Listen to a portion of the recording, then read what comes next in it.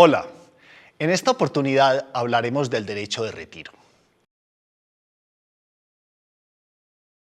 Tenemos claro que una vez el socio se vincula al contrato haciendo los aportes correspondientes en desarrollo de los principios de conservación de la empresa y de integridad del capital, debe permanecer atado a la sociedad, salvo que enajene su interés social o ésta se liquide. Sin embargo, estos principios no son absolutos, puesto que el socio podrá separarse de la sociedad y solicitar el reembolso de su aporte en ejercicio del denominado derecho de retiro o derecho de receso. El reembolso del aporte consiste en devolverle al asociado ya no lo particularmente aportado a la sociedad, sino su parte porcentual del patrimonio social, es decir, la devolución de su aporte junto con las valorizaciones o desvalorizaciones, reservas, superávit de capital y utilidades por repartir. Este derecho, que se encuentra de manera imperativa regulado en la ley, solo puede ejercerse cuando la Asamblea General de Accionistas o la Junta de Socios adoptan determinadas decisiones expresamente consagradas por el legislador que representan y tienen como consecuencia cambios fundamentales en la estructura societaria. Decisiones que pueden conllevar el no deseo de los accionistas minoritarios de permanecer en la sociedad. Estas decisiones configuran las denominadas causales de retiro. El legislador ha establecido de manera taxativa las siguientes causales de retiro. La primera causal de retiro se presenta cuando, como consecuencia de la adopción de una reforma estatutaria consistente en la transformación, la fusión o la escisión, se le impone a los socios una mayor responsabilidad. Por ejemplo, cuando la sociedad se transforma de limitada en colectiva, o cuando una sociedad de responsabilidad limitada es absorbida como consecuencia de un proceso de fusión por una sociedad colectiva. La segunda causal de retiro se configura cuando, como consecuencia también de una transformación, una fusión o una escisión, se presenta una desmejora patrimonial. Esta causal opera cuando el socio comprueba que cualquiera de las reformas estatutarias mencionadas le ocasionan un detrimento económico, lo cual puede resultar un poco discrecional o cuando menos objeto de discusión, pues son innumerables los eventos en que podría alegarse la ocurrencia de una desmejora patrimonial. Esto no necesariamente tendría que coincidir con la reducción del valor de las acciones, cuotas o partes de interés que tenga el socio minoritario en la sociedad. En una escisión, por ejemplo,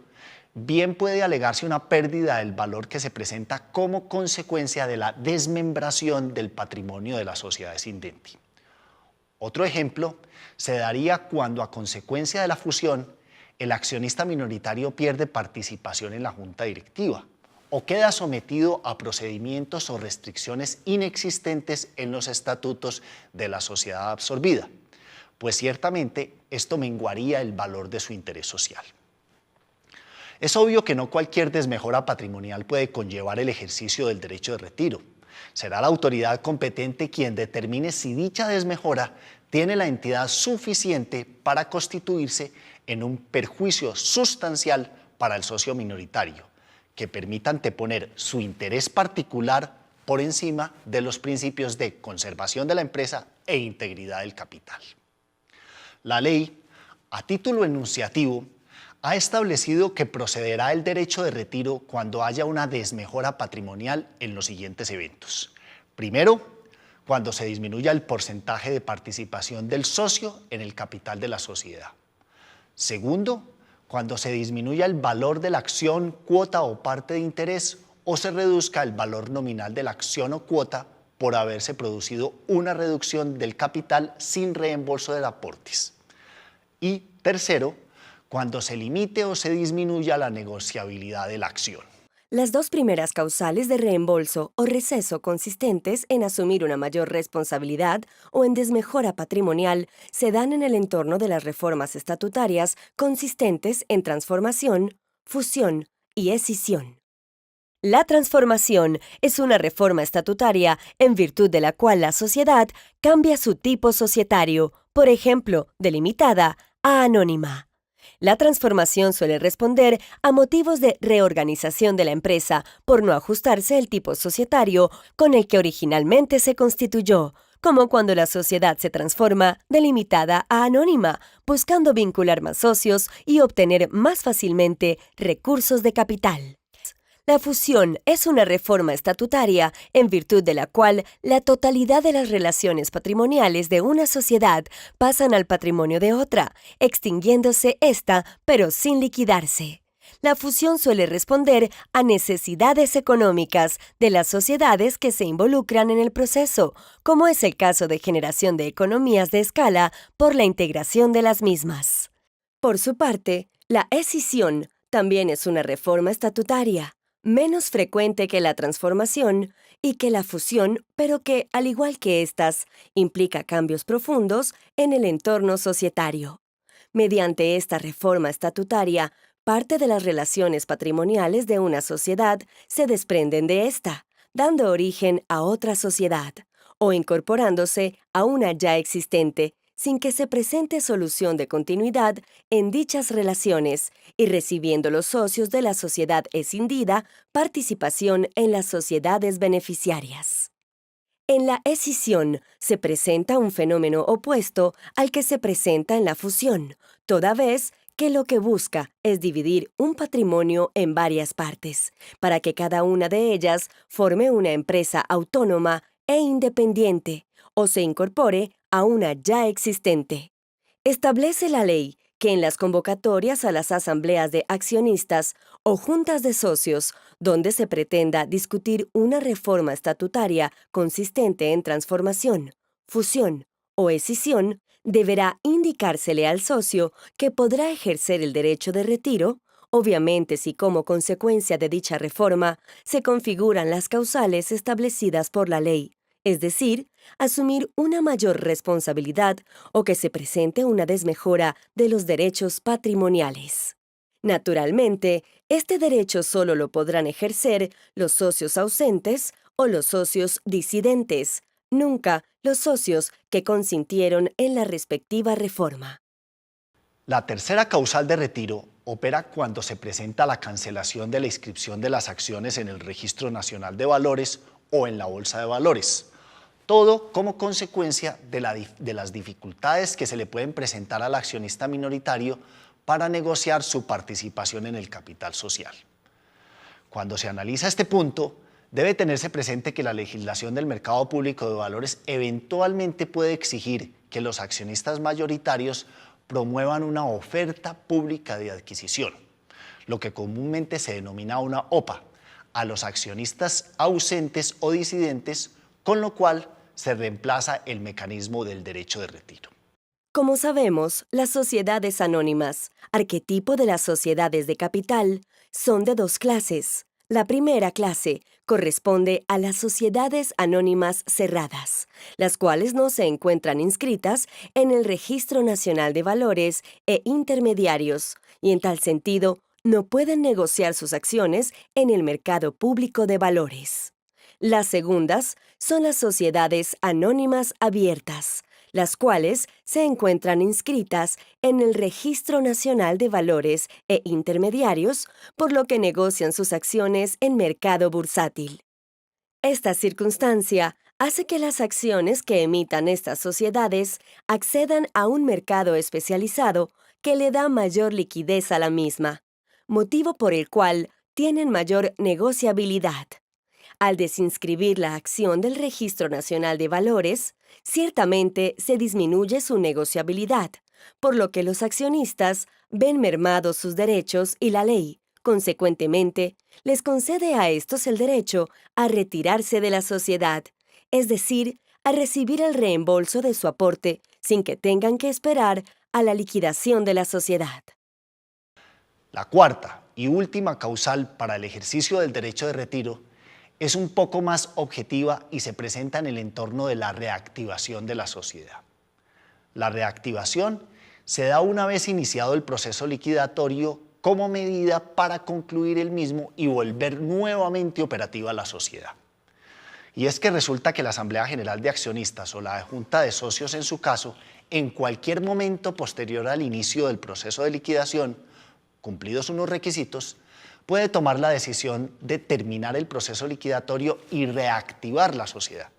Si esta decisión se toma, los asociados ausentes o disidentes a los cuales les había nacido el derecho de recibir el reembolso de su aporte como consecuencia del inicio del proceso de liquidación, podrán ejercer el derecho de retiro y de esta manera obtenerlo.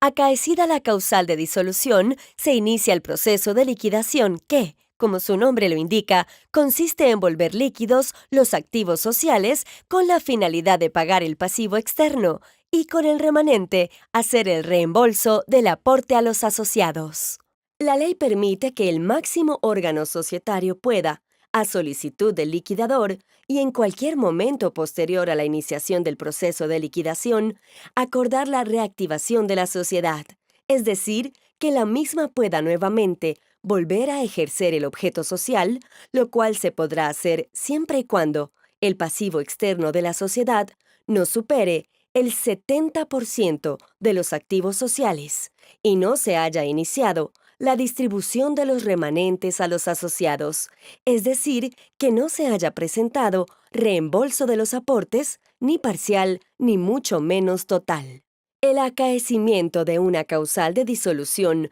que no se pueda enervar o no se puedan suprimir los hechos que la configura, hace que se materialice en cabeza del socio su derecho al reembolso del aporte, motivo por el cual, si el máximo órgano societario toma la decisión de parar el proceso de liquidación y reconstituir la sociedad para no vulnerar el derecho al reembolso de los socios ausentes o disidentes, la ley les permite apartarse de la sociedad ejerciendo el derecho de retiro y, consecuentemente, obteniendo el reembolso de sus aportes.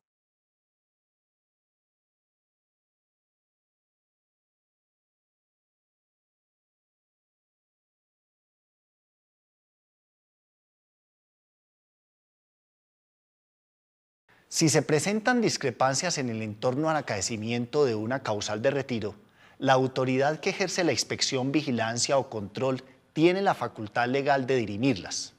salvo que se haya pactado una cláusula compromisoria en el evento en el cual los socios ausentes o disidentes deberán actuar de conformidad con la misma.